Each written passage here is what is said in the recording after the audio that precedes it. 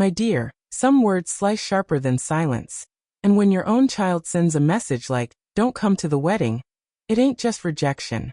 It's a rewriting of every bedtime story, every scraped knee you kissed, every birthday candle you watched him blow out. This tale, my son texted, "Don't come to the wedding." I replied, "Okay." He didn't expect me to cancel the venue. Well, it unspools like thread from a wound long kept hidden. Before we settle into this tender ache, I'd be so grateful if you clicked subscribe, left a kind thought when we reach the end, and maybe passed this along to someone standing at the edge of letting go. Sometimes we carry a love so big, we forget it can break us too. Now let me take you there, to the moment everything shifted.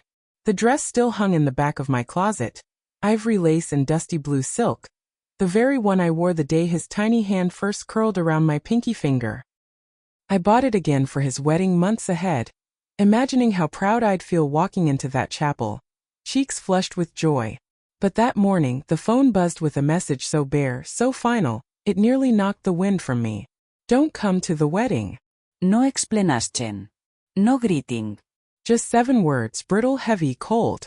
I stared at the screen, heart knocking like a freight train in my chest. Not in anger. Not even in sorrow yet. Just a long, stunned silence. And then I did something that neither he nor I would forget. I wrote back, "Okay." Then I picked up the phone, called the venue I had quietly reserved with my own savings, the one meant to surprise him, the one wrapped in 100 dreams and chandeliers, and I said, "We won't be needing it anymore." That's how it began. The late July sun filtered through my kitchen blinds in streaks of gold, catching dust motes like fireflies suspended in grief. I sat at the counter, hands wrapped around a chipped porcelain mug that used to be his favorite, the one with the crooked little dinosaur he painted in 2nd grade. I never had the heart to toss it, even when the handle cracked. Outside, the gardenias bloomed like nothing was wrong. Muffin, my old tabby, purred against my slippers, blind to the tremble in my shoulders. The kettle whistled, sharp and high like a scream I never let out. I didn't move. My phone buzzed again. Not him this time, but a neighbor asking about the bridal rehearsal. Word travels fast in a town like this. I typed 3 words. "It's been canceled." Then I set the phone down gently like it was made of glass. Took one long sip of lukewarm tea. And for the first time in months, I let myself cry. It all began with strawberries. He was 6, maybe 7 when I first saw how deeply my son felt things. We were picking berries at Carter's farm. Just the 2 of us and an old tin bucket between us. He'd found one plump and heart-shaped, held it up to the sun like a jewel. Then he saw it, a tiny bite taken by a beetle, and his little face crumpled. "It's ruined," he'd whispered, his lip trembling. I'd kneeled beside him, brushing a bit of dirt from his cheek. "It's still sweet, baby. Sometimes the best things have a little bit missing." He remembered that for years. Used to repeat it back to me when I burned a casserole or missed a recital. "Still sweet, Mama," he'd say like a blessing. So when did that tenderness turn sharp? When did the boy who once begged me not to cry become a man who sent cold words through a phone screen? It started with Jenna. Pretty girl, quick smile, but eyes that held you like a test you didn't know you were failing. They met at university, fell fast and hard, like leaves in October. The first time he brought her home, she complimented my meatloaf and wiped her mouth with a linen napkin like she was hiding a grimace. "She's just shy," he told me later. I nodded, swallowing doubt like it was communion. But the distance began after that, a slow drift. Fewer phone calls. 1-word replies. Visits shortened from weekends to hours. And when they announced their engagement, I clapped and smiled, though a tiny voice in me whispered, "Be careful. You're being replaced." Still, I offered to help.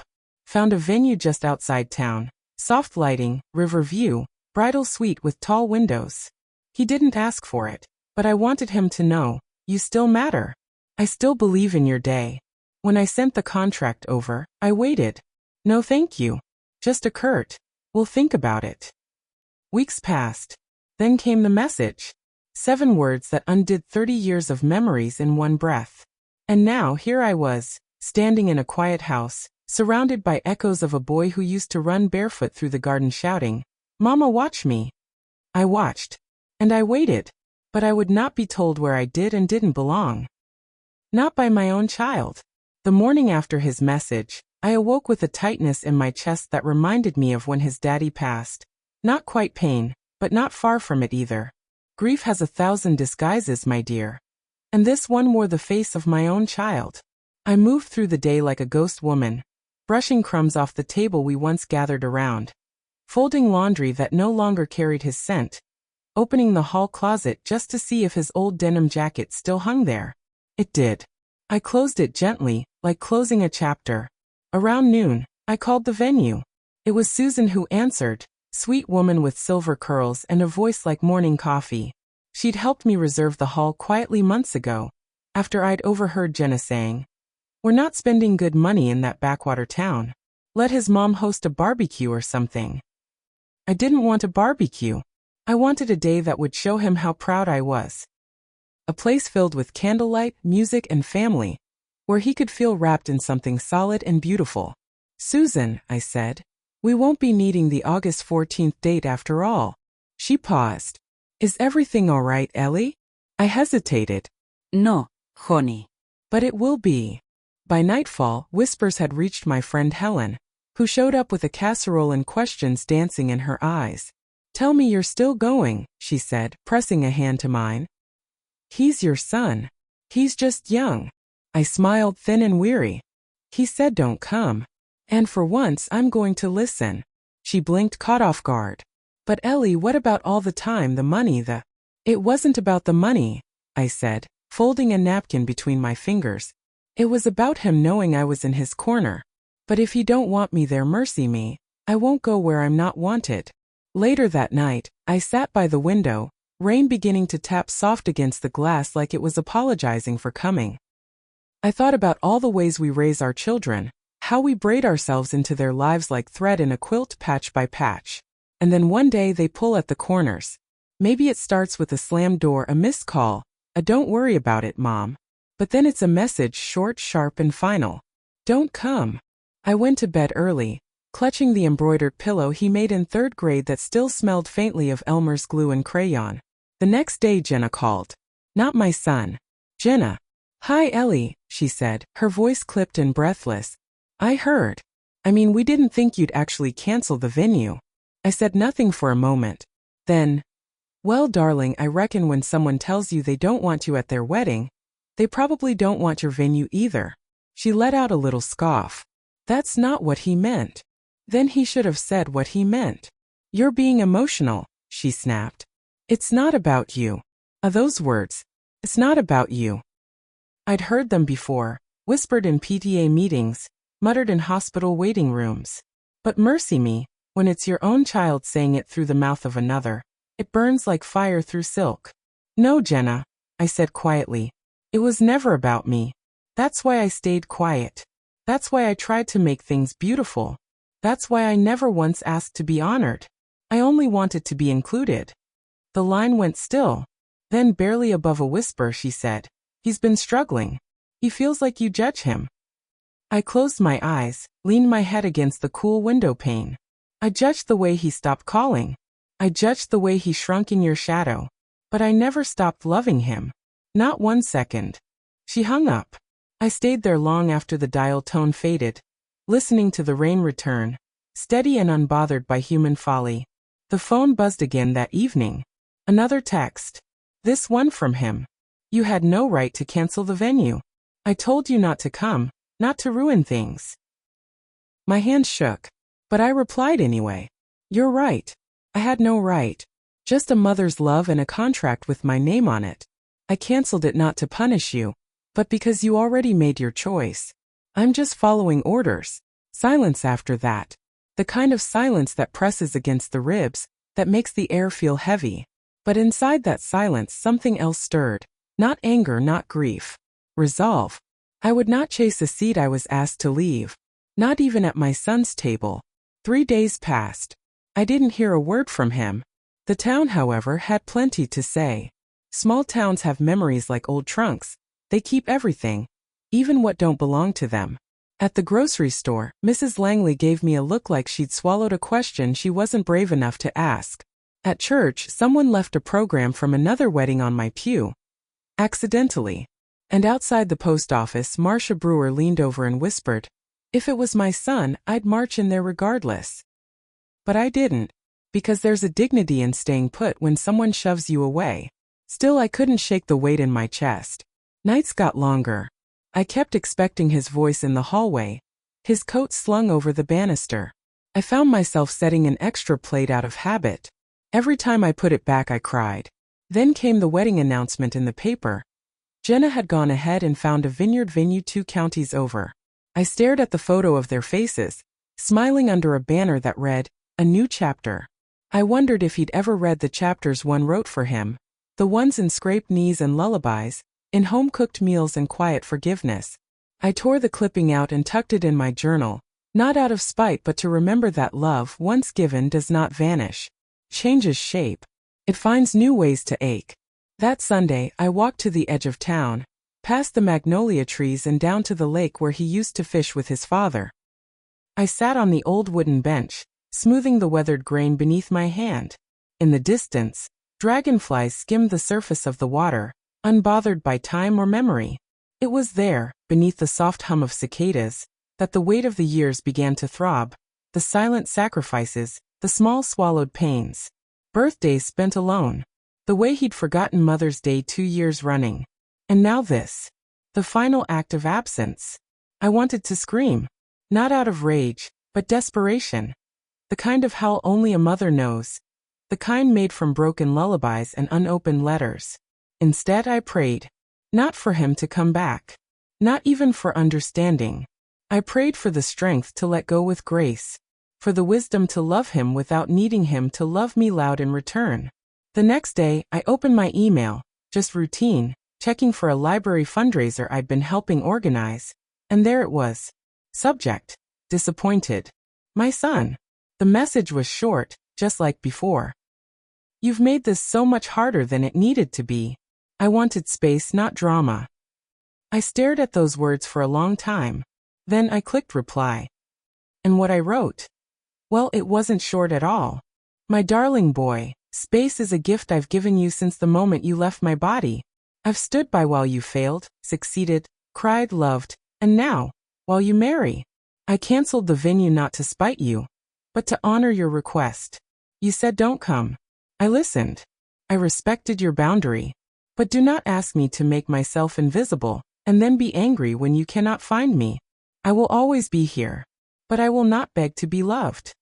I hit send before I could second guess it. Then, I closed the laptop and stood in the quiet house, where his laughter once echoed and his muddy sneakers once cluttered the entryway. I whispered, still sweet, to the air, the way he used to. But mercy me, that strawberry's been bitten, and it ain't whole no more. The next few weeks passed like molasses in December, slow, heavy, and too sweet to be comforting. I moved through my days with the mechanical grace of a woman who'd long since learned to carry sorrow like a shawl. You don't fold it away, you wear it, careful not to let it drag through the mud. Summer faded to the kind of southern autumn that barely tries. The trees still green, the air stubbornly warm, but inside me it was all winter. Silent. Bare. Waiting. Then came the knock. It was a Thursday early afternoon, and I was knee-deep in organizing the town library's donation shelf. I'd been cataloging gently used cookbooks and Harlequin romances when Muffin darted to the door, her tail fluffed like a bottle brush. I opened it, and there she stood, Jenna, dressed in slate gray, no makeup, her lips pressed thin as quilting thread. She looked older than her 29 years, like someone who'd been standing in the rain and forgot to come back inside. I didn't speak. I let the silence stretch between us like a clothesline waiting for truth. "Can I come in?" she asked soft. I stepped aside. Not because I forgave her. Not yet. But because the Whitford women were raised right. And we don't let folks cry on the porch unless they ask to. She walked in, took the same chair my son used to curl up in after school, and looked around like she was searching for something that had left the room before she arrived. "I didn't come to apologize," she said, fingers fidgeting with her ring. "Not yet, at least. I came to explain." I sat across from her, hands folded like a prayer I wasn't ready to say. "He's not okay," she said, eyes damp. "He hasn't been. Not for a while. A slow throb pulsed behind my temples. I know. He didn't tell you everything, she whispered. The panic attack started last year. The job laid him off. He didn't want you to worry. Said you try to fix it. Said he needed to figure it out alone. I felt my heart twist. Not from guilt, but from knowing he still believed he had to earn my love with perfection. I would have just listened, I said. All he ever had to do was let me. She nodded. He didn't know how. Then she reached into her purse and pulled out a folded piece of paper. He wrote this. Didn't have the nerve to send it. She slid it across the coffee table. I stared at it, the creases sharp, the ink bleeding slightly at the corners. I didn't open it right away. Instead, I looked at her. This woman who had taken my son's heart and filled it with both laughter and silence. Her eyes weren't cruel, just tired. Like someone who'd been carrying someone else's weight too long. I never meant to edge you out, she said. I didn't know how to share him. That right there, my dear, was the truest thing she'd said yet. And the saddest. Marriage ain't a possession, I replied. It's a partnership. If you're lucky, it's also a family. But when you start building walls to keep folks out, don't be surprised when the house feels cold. She didn't argue. She just nodded again slowly and stood. I'll leave you with that, she said. And with the letter. As the door closed behind her, I sat there, hands trembling, staring at the paper that held my son's untold truth. I waited until the sun had dipped low, painting the kitchen in streaks of orange and lavender. Then I unfolded it. His handwriting, still slightly slanted, the same as when he wrote, I love you notes in crayon. Mom, I didn't mean to hurt you. I just didn't know how to let you in without admitting I'm struggling. I thought space would protect you from my mess. But all I did was make you feel unwanted. The truth is I've been scared. Of failing. Of not being the man you raised me to be. And sometimes Jenna says I let you get too close, that I still need your approval too much. Maybe she's right. But that doesn't mean I don't want you in my life. I don't know how to fix this. I just know I miss you. Luke. I read it once. Then again. Then I cried like I hadn't cried in years, not because I was hurt, but because I finally understood. My son wasn't trying to cut me out. He was trying to protect me with silence. And in doing so, he broke the very thing he was trying to save. Later that night, I sat on the porch, wrapped in the quilt my mama stitched long before I was born. The stars were out, flickering like promises. And I whispered into the dark, he's still sweet. Just bitten. The day of the wedding arrived like any other. But to me, it felt like time held its breath. I woke early. Not to dress or pack a gift. Not to fix my hair or iron something soft and pastel. I woke to stillness. A different kind of ache. Outside, the sky had split in two, bright sun on one side, storm clouds gathering on the other. A strange omen if you believe in that sort of thing. And mercy me, by now I do. I made a pot of tea and poured 2 cups out of habit. One for me. One for the memory of a little boy who used to dunk cookies and ask if the moon followed us home. At noon the phone rang. It wasn't him. It was Helen. You sure about this, Ellie? She asked, her voice tight. Last chance to show up and claim your seat. I looked out the window. The roses were blooming wild. Like they knew I'd chosen peace over pride. I'm sure, I whispered. This is his day. Not mine. But oh my dear, every mother knows. Your child's joy and pain become part of your own marrow. We feel their hunger in our bones. We bleed when they bruise. And that's when it happened. A knock. Not gentle. Urgent. I opened the door. There he stood. Luke. No suit. No boutoniere. Just jeans, a wrinkled shirt, and eyes redder than the Georgia clay after a storm. Manantai. Hebreithed. I couldn't do it. I stared at him. Not like a stranger, not like a guest, but like a mirror. My hands flew to my chest, as if to catch the pieces that were already breaking. Couldn't do what? I asked, my voice so small I barely recognized it. He sank to his knees right there on the porch, like a man kneeling at an altar made of memory and regret. I couldn't stand there with everyone smiling and not have you there. I thought I could, but when the music started, I looked around and I didn't see you. And I felt like I was 10 again and you weren't at my school play. Except this time it was my fault. I dropped to the floor beside him, my hand on his back like I used to do when he had night terrors and couldn't speak. I read the letter, I said, tears trailing down both our cheeks. I know, baby. I know you've been carrying too much. He shook his head. I told you not to come. You listened. You always listened. I just didn't know how loud the silence would be.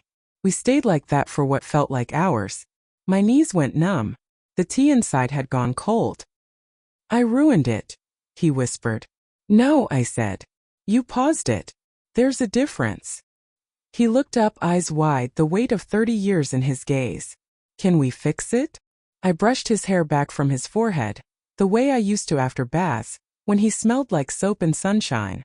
We already started, I said. He stood then, slow and shaking, and pulled me into a hug that carried every unspoken word, every missed birthday, every moment he thought he had to be strong alone. Then he said the thing that cracked me wide open. Ma, will you come with me? Not to the wedding. To Jenna. I need to tell her this wasn't the way. I nodded, not because I had to, but because after all the storms and silence, he had finally come home. The drive to the vineyard was quiet. He gripped the steering wheel like it might float away if he loosened his hold. I stared out the window, watching trees blur into soft green and golden streaks, the same way memories rush back when you least expect them. He didn't play music. He didn't speak. And I didn't press him. Because some silences aren't meant to be filled. They're meant to be honored, like a wound that breathes before it scabs. As we pulled up, I saw guests milling about, confused and restless. A woman in pearls checked her phone. The florist stood by the arch, fanning her neck with a clipboard. And there, beneath the trellis of climbing white roses, stood Jenna, half-dressed in her gown, bouquet forgotten on a folding chair. When she saw Luke, her shoulders stiffened like a soldier hearing bad orders. And when she saw me behind him, her eyes darkened. He walked ahead, slow and deliberate. I stayed back. I knew this moment wasn't mine. Jenna, he said, barely loud enough to rise above the cicadas, I can't marry you. Not like this. She blinked. What are you talking about? Everyone's here. We're literally about to start. I know, he whispered. And I love you. But I can't keep cutting out pieces of myself to make you comfortable. I can't keep asking my mother to disappear just to prove I'm not a boy anymore. The guests fell quieter than a confession booth. I watched Jenna's face, saw the flicker of anger, followed by disbelief, and finally something else, fear. Luke, she said slowly, this is not the time. It's the only time, he said. Because if I go through with this now, I'll spend our marriage apologizing for loving the woman who raised me. She looked past him, eyes locking with mine, and for the first time there was no war behind her stare. Just a hollow understanding. She turned her face away, jaw tight. You're choosing her over me, she whispered. No, he replied. I'm choosing the truth. And I want a life where the truth doesn't come with ultimatums. It was then I saw the final crack. Not in Jenna but in Luke. His hands trembled. His eyes brimmed. And Jenna, she didn't shout. She didn't throw the bouquet or storm off. She simply stepped down from the platform, looked at him with tears glistening on her lashes and said, Then I guess we both wanted someone who didn't exist. She walked away. Not fast. Not slow. Just like someone setting something down they know they'll never carry again. Luke stood there. Still, silent, empty.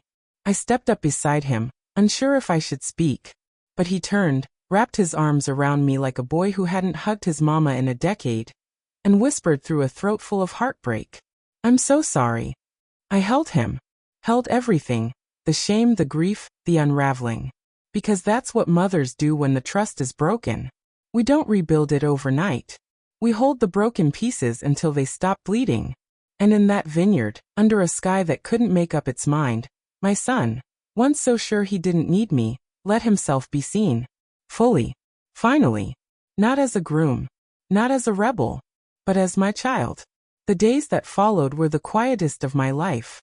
Not just the kind of quiet you hear when the phone doesn't ring, or the porch swing sits still. I'm talking about the kind of silence that fills a house like smoke after a fire, thick, lingering, and hard to breathe through. Luke stayed with me that first night. Didn't say much, just curled up on the old couch with a quilt his grandmother made. His frame too big for the space, his soul too small for the weight he carried. I brought him tea same as always. He barely touched it. The next morning he was gone before sunrise. Left a note on the kitchen counter. I need to think. I'll call soon. I stood there in my robe, reading that scrap of paper like scripture. I'll call soon. For words that meant he was still mine, but just barely. He didn't call for 8 days. In that time the whispers in town grew quieter, the questions more veiled. Folks asked about the weather when they meant to ask about the wedding. Helen brought soup I didn't eat. Pastor James left a verse in my mailbox about forgiveness. But I didn't need verses. I needed space. So I sat with my silence. I let it say what no one else dared to. I replayed things, all the should-haves. The why didn't I moments that mothers collect like unpaid debts. Should I have pushed harder? Should I have swallowed my pride? Should I have just shown up that day, seat or no seat? But no. I had done the hardest thing a mother can do. I had respected the boundary of a child who had no idea how much it cost me to stay away. Still, the ache was real. I missed his voice, his stubbornness. Even the way he used to leave every light in the house on like electricity came free with a smile. One afternoon, I found myself standing in the hallway by his old room, hand on the doorknob. I hadn't gone in since he'd left for college. Inside, nothing had changed. The trophies still lined the shelf, little golden boys frozen in victory. A faded poster of Miles Davis hung above the bed. His pillow still carried a faint trace of cedar and sweat, and the years that passed too fast. I sat on the edge of the bed and finally let the grief settle.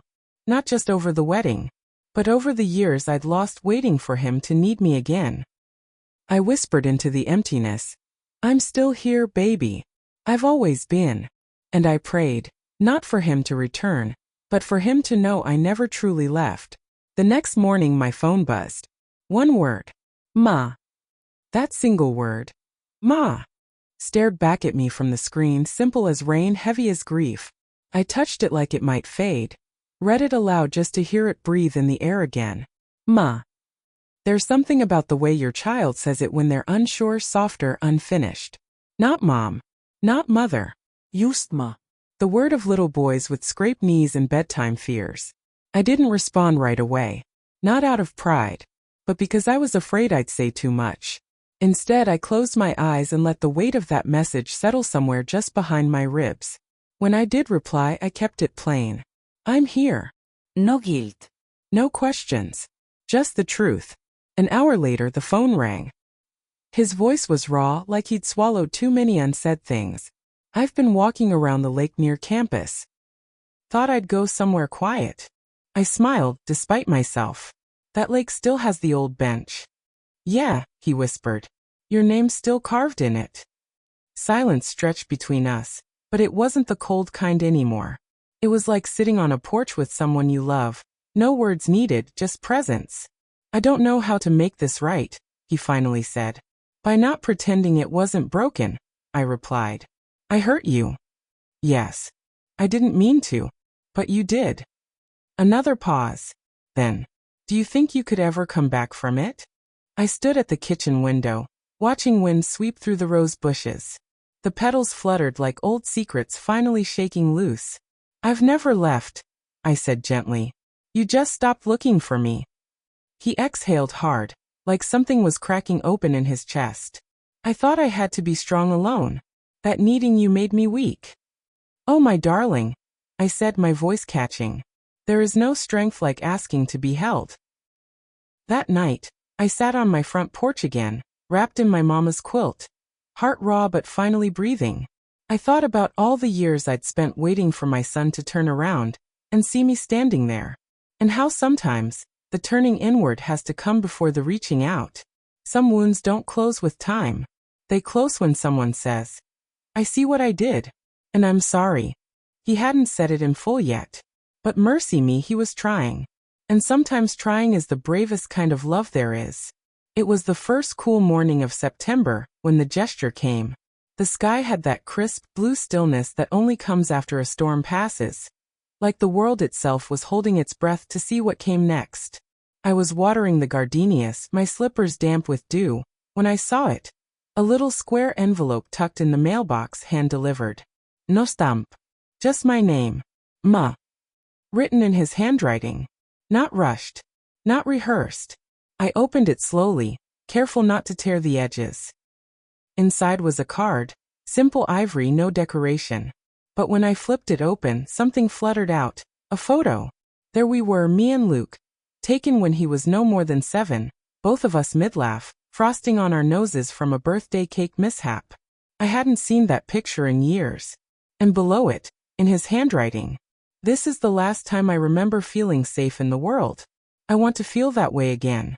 Can we start over?" Oh, mercy me. I sat right there on the porch steps, dirt on my hands, heart split wide with both pain and hope. Because there it was, not a grand apology, not a promise, but a reach. Later that afternoon, there was another knock at the door. I expected flowers, a letter, maybe another neighbor with questions masked as concern. But no, it was Luke. And in his arms, something wrapped in butcher paper and string. I blinked, confused. He handed it to me, sheepish. "You remember that painting you loved? The one from that little antique store on King Street?" I nodded, speechless. He shrugged. "I went back, bought it, thought maybe I could start putting things back where they belong." I opened it gently, and there it was. That same watercolor of a mother and child sitting beneath a willow tree. The child asleep in her lap. The brushstrokes soft as memory. "I know it doesn't fix everything," he said, eyes on the porch floor. "But I wanted to bring something home."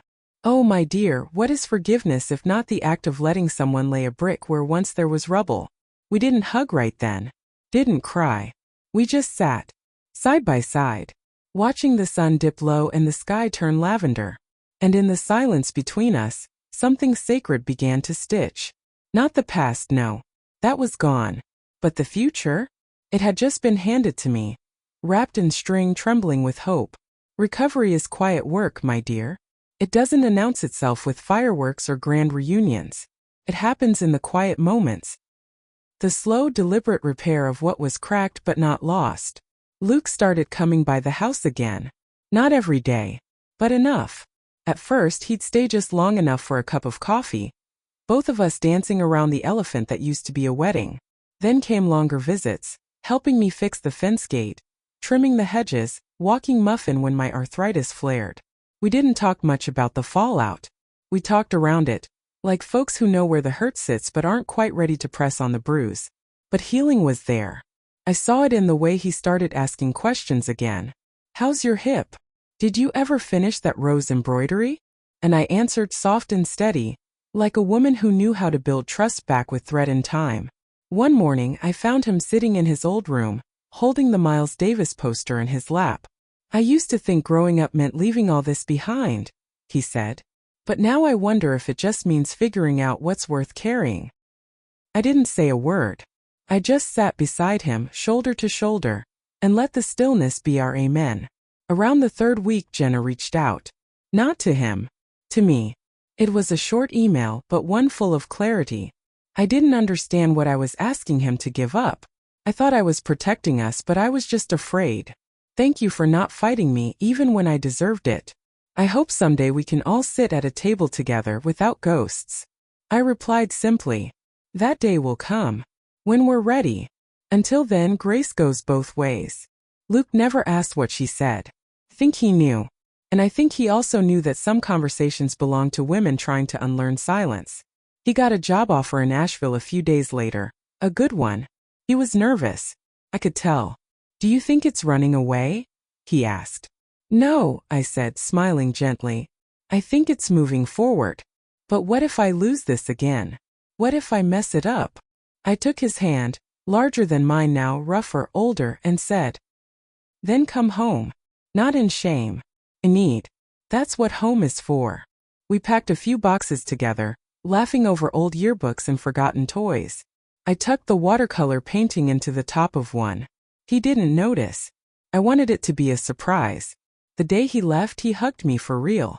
Tight. Long. The kind of hug that says, "I see you. I carry you with me. I'll call," he said. And this time I knew he meant it. The climb back to each other hadn't been easy. It was messy. Awkward. full of moments we both wished had gone differently. But there we were, not at the top but no longer at the bottom, learning inch by inch how to love again without fear. Reconnection doesn't arrive all at once, like a sunrise flooding a room. No, my dear. It's more like fireflies blinking in a field at dusk. Tiny flickers of light reminding you that warmth is still possible, even in the dark.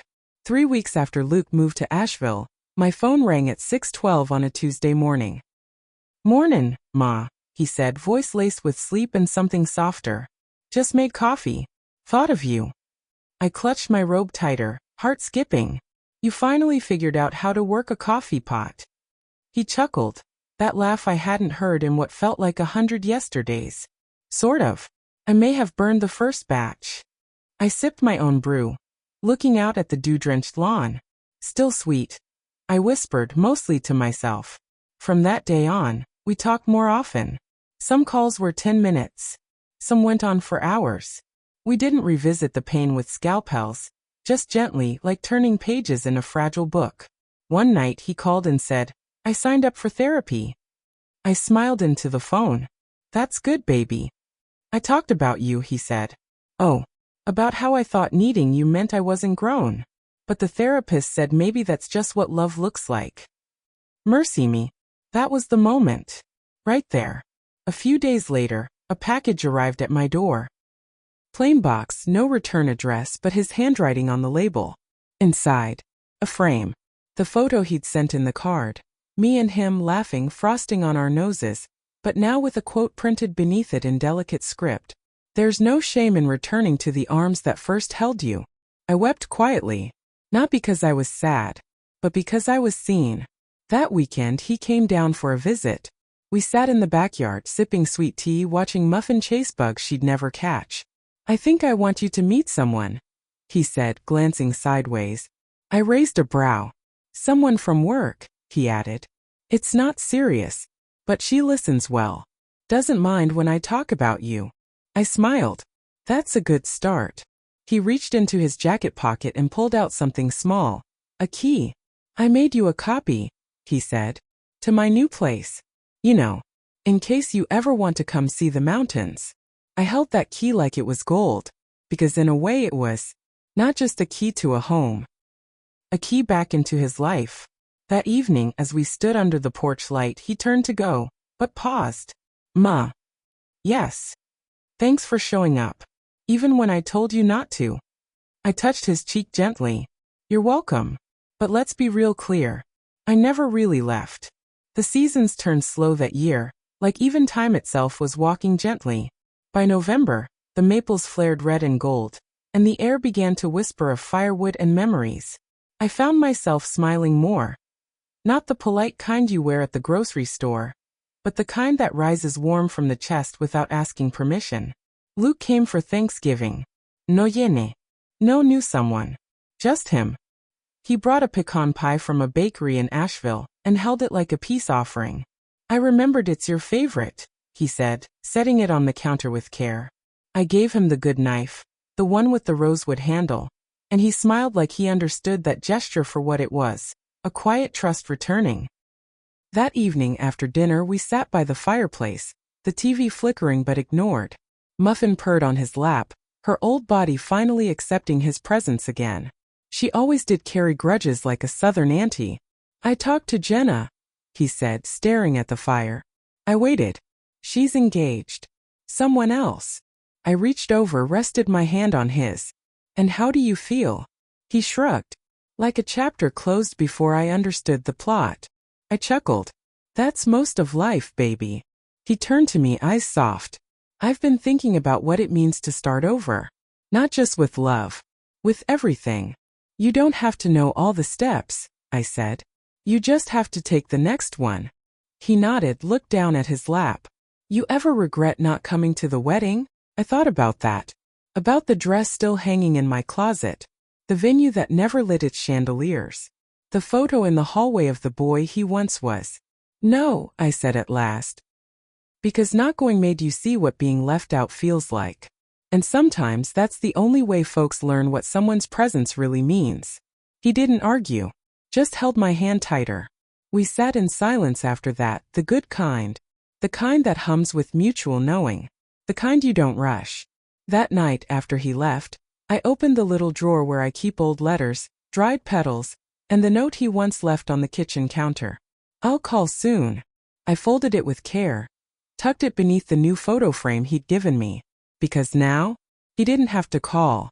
He was already home. It's been 6 months since that first message broke something in me. "Don't come to the wedding." And yet here I sit, morning sun spilling across my kitchen table, a cup of tea in hand, a text from Luke already blinking on my phone. "Ma, got time for a call?" Funny how something so small can hold the weight of an entire healing. I never did wear that dress. Still hangs in the back of my closet, not as a relic but as a reminder of restraint, of grace, of how love sometimes means standing outside the door until someone opens it from the inside. I didn't get the wedding, but mercy me, I got something far rarer. I got my son back, changed, bruised, growing, and now finally reaching for me, not out of guilt, not out of duty, but out of love, the kind that takes its time, the kind that returns. If my son texted, "Don't come to the wedding," I replied okay. He didn't expect me to cancel the venue, echoed anything inside your own story. I'd be mighty grateful if you'd leave a comment below and let me know what part stayed with you. Pass this along to someone who might be standing at the edge of a hard goodbye or a quiet return. Subscribe, my dear. You and I, we've got more stories to tell. And I'll be right here when you're ready for the next one. Until then, be gentle with yourself. Even the broken pieces still belong.